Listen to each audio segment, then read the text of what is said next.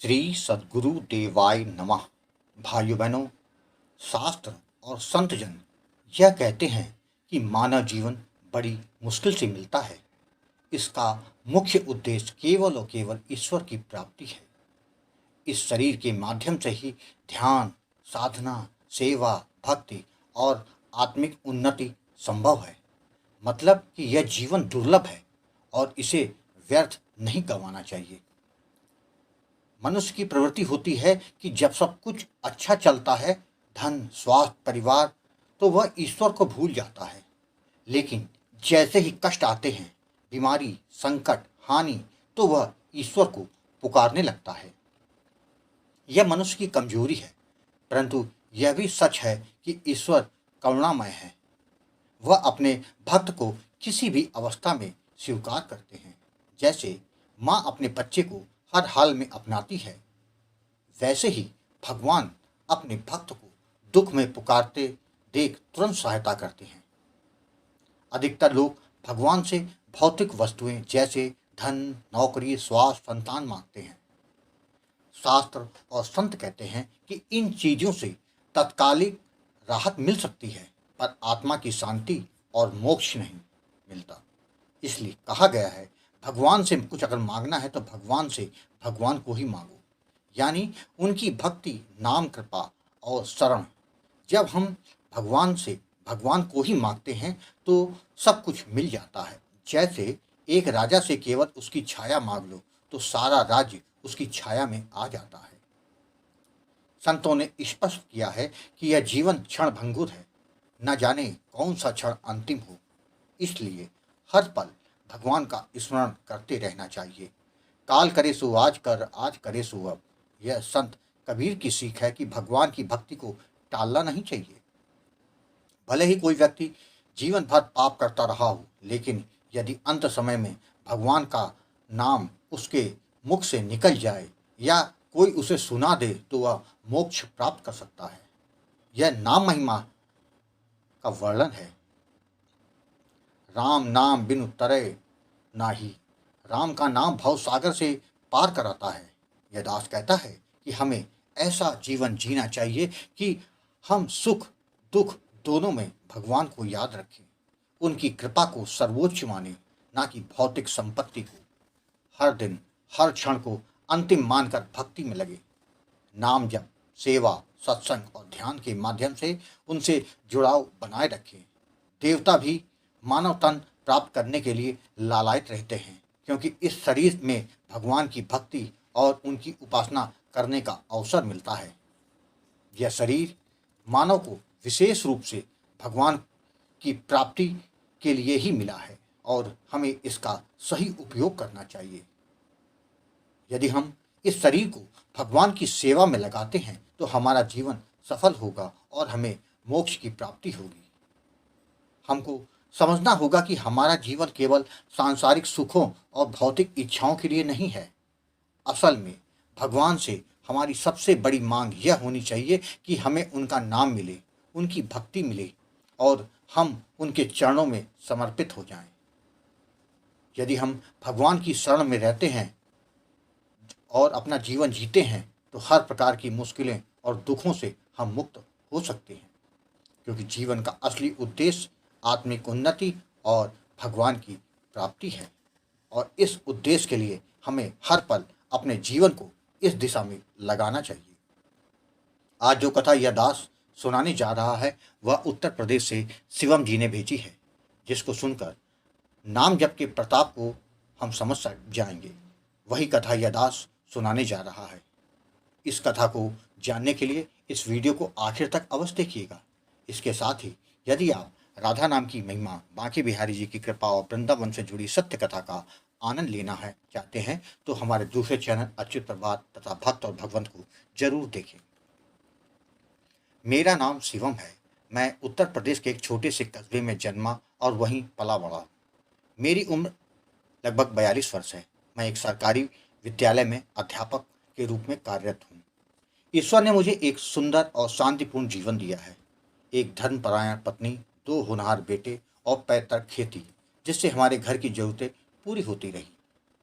मैं बचपन से ही धार्मिक प्रवृत्ति कर रहा हूँ। मेरा विश्वास था कि जीवन का मूल उद्देश्य केवल रोटी कपड़ा और मकान नहीं, अपितु आत्मा का परमात्मा से मिलन है। इसलिए मेरी दिनचर्या ब्रह्म मुहूर्त से प्रारंभ होती है। प्रभु का नाम स्मरण, पूजा, जप, ध्यान और फिर अपने कर्तव्य की ओर बढ़ता हूँ। यह बात नवंबर 2023 की है। उस दिन विद्यालय से लौटते समय मेरा ध्यान कहीं और था, अतः रास्ते में मैं पड़ा पत्थर दिखाई नहीं दिया और मेरी बाइक मेरे नियंत्रण से दूर हो गई। मैं सीधा सड़क के किनारे पड़े गड्ढे में गिर गया।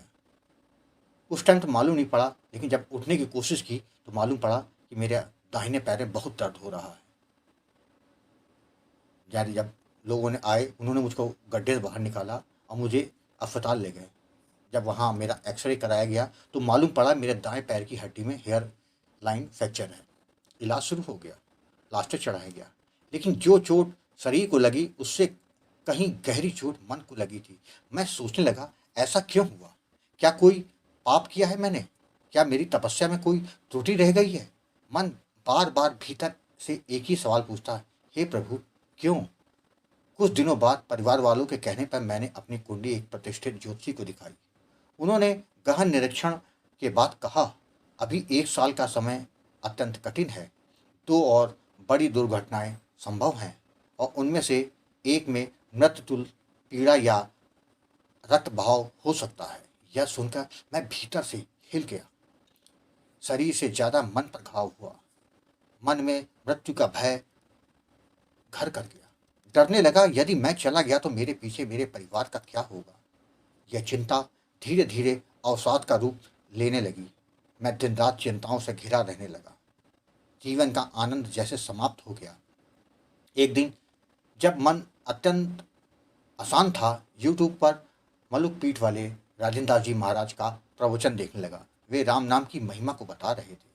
कलयुग में केवल नाम ही जीवन का सच्चा सहारा है। नाम में असीम शक्ति है कि जो प्रारब्ध को भी टाल सकता है। उनके वचनों ने मेरे हृदय को स्पर्श किया। लगा जैसे अंधेरे कमरे में एक दीप जल गया। फिर मुझे गोकुल भवन अयोध्या नामक चैनल मिला, जहां राम नाम की महिमा पर सुंदर प्रवचन मिले। एक के बाद एक मैंने कई वीडियो देख डाले, जिससे मेरा मन स्थिर होने लगा और प्रेरणा जन्मी। मुझे अब राम नाम का जप अवश्य करना चाहिए, लेकिन मैं नाम जप किससे लूँ? तभी गुरुजी आपकी कृपा से जब मैं अयोध्या गया था तो आपसे संपर्क हुआ। पहले ही वार्ता में आपकी मधुर वाणी और आत्मीयता ने मेरे हृदय में व्याप्त सभी संशयों को हर लिया। आपने मुझे सीताराम नाम का दान दिया, जप की विधि तथा नियम और सावधानियों के बारे में विस्तार से समझाया। उस दिन आपसे बहुत लंबा समय तक सत्संग भी हुआ था। आपके निर्देशों के अनुसार मैंने पूरा समर्पण भाव से नाम जप आरंभ किया। नाम जप करते करते कुछ ही दिनों में मुझ में मानसिक उलझने, विचित्र सपने और नकारात्मक विचार आने लगे। मैं घबरा गया और आपकी शरण में गया। आपने स्नेहपूर्वक समझाया, चिंता मत करो, यह नाम की पहली कृपा है। शुद्धि की प्रक्रिया, जन्म जन्मांतर की संचित नकारात्मकता जब बाहर निकलती है तब यह असहजता होती है। तुम स्थिर रहो और नाम जप करते रहो। 3 महीने की साधना के पश्चात मुझे कुछ दिव्य अनुभूतियां और दर्शन होने लगे। मन हल्का हो गया। हृदय में एक अलौकिक आनंद की लहरें उठने लगी। कभी स्वप्न में हनुमान जी के दिव्य स्वरूप का दर्शन होता, कभी सीताराम जी की झलक दिखाई देती। 5वें महीने एक और घटना घटी। मैं अपने बेटे के साथ बाजार गया हुआ था। वहां से आते समय एक मोड़ पर पता नहीं क्या हुआ, मेरी गाड़ी एकदम स्केड कर गई। गाड़ी पूरी तरह से क्षतिग्रस्त हो गई थी, लेकिन हम दोनों को केवल एक मामूली खरोंचें आई थी बस। यह कोई साधारण संयोग नहीं था, यह नाम की रक्षा थी। उसके बाद एक रात मुझे एक स्वप्न आया कि एक तेजी से आती गाड़ी ने मेरे को टक्कर मार दिया, जिससे मैं बुरी तरह से घायल हो गया और अंत में मृत्यु को प्राप्त हो गया। मैं डर कर जाग गया और तुरंत सीताराम का नाम जप करना शुरू कर दिया। अगले दिन मैंने जब यह आपको बताया तो आपने आत्मविश्वास से कहा, वह जो घटना तुम्हारे भाग्य में लिखी थी वह अब स्वप्न में घट गई है, अब वह यथार्थ में नहीं होगी। नाम ने तुम्हारी रक्षा कर ली है। उस दिन के बाद से जीवन में अकल्पनीय सकारात्मक परिवर्तन आने लगे। जो काम वर्षों से अटके थे वे अपने आप पूरे होने लगे। स्वास्थ्य में सुधार आया, मन में स्थिरता आई, पारिवारिक जीवन मधुर हो गया। अब मेरा हर दिन सीताराम नाम जब से आरंभ होता और उसी से समाप्त हो जाता। मन हर समय एक दिव्य आनंद में डूबा रहता है। जीवन अब भय से नहीं, विश्वास से चलता है।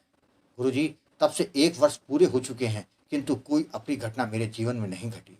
मैं समझ चुका हूँ कि यह सब नाम महाराज की कृपा का ही तो फल है। अब मुझे कोई चिंता नहीं। मृत्यु भी अब भय नहीं देती, क्योंकि जब तक नाम है तब तक कृपा है। अब बस यही भाव हर पल रहता है, चाहे जो हो जाए, पर नाम लेना कभी ना छूटे। गुरुजी, आपने मुझे सीताराम नाम देकर जो अमूल्य निधि प्रदान की है, उसके लिए मेरे पास शब्द नहीं है। आपने केवल मेरी रक्षा नहीं की, आपने मेरे जीवन को धन्य कर दिया। मैं आपके श्री चरणों में बारंबार प्रणाम करता हूँ। और गुरुजी, आपसे विनम्र निवेदन है कि आप ऐसे ही अपनी कृपा हम पर बनाए रखें, ताकि यह साधना और प्रेम कभी टूटे नहीं। और गुरुजी, आपके वीडियो से बहुत लोगों को प्रेरणा मिल रही है और बहुत लोगों के जीवन में परिवर्तन आ रहा है। गुरुजी, बस अपना आशीर्वाद सब पर ऐसे ही बनाए रखिएगा। जय जय सीताराम। भाइयों बहनों, आपने देखा, जब उम्मीद के सारे रास्ते जीव को बंद दिखाई पड़ते हैं तो केवल प्रभु का पावन नाम आपके लिए नए रास्ते बना देता है। लेकिन इसके लिए सब्र रखना बहुत जरूरी है। सब्र के साथ भाव और विश्वास से नाम जप करने वाले के ऊपर नाम महाराज जी की कृपा हो जाती है। यह बात एकदम सत्य है, क्योंकि कलयुग केवल नाम अधारा है। आपको कथा अच्छी लगी हो तो कमेंट में जय श्री राम लिखना मत भूलिएगा, जिससे दास का मनोबल लगातार बढ़ता रहे और अच्छे प्रेरणादायक वीडियो आपको प्रस्तुत करता रहूं। आपसे निवेदन है कि अगर आपके पास भी राम नाम का अनुभव हो तो उसको मेरे ईमेल या व्हाट्सएप पर भेज सकते हैं, जिस पर वीडियो बनाकर अपने चैनल में अवश्य प्रस्तुत करूँगा। ईमेल का पता, व्हाट्सएप नंबर वीडियो के डिस्क्रिप्शन में दिए हुए हैं। जय जय सीताराम।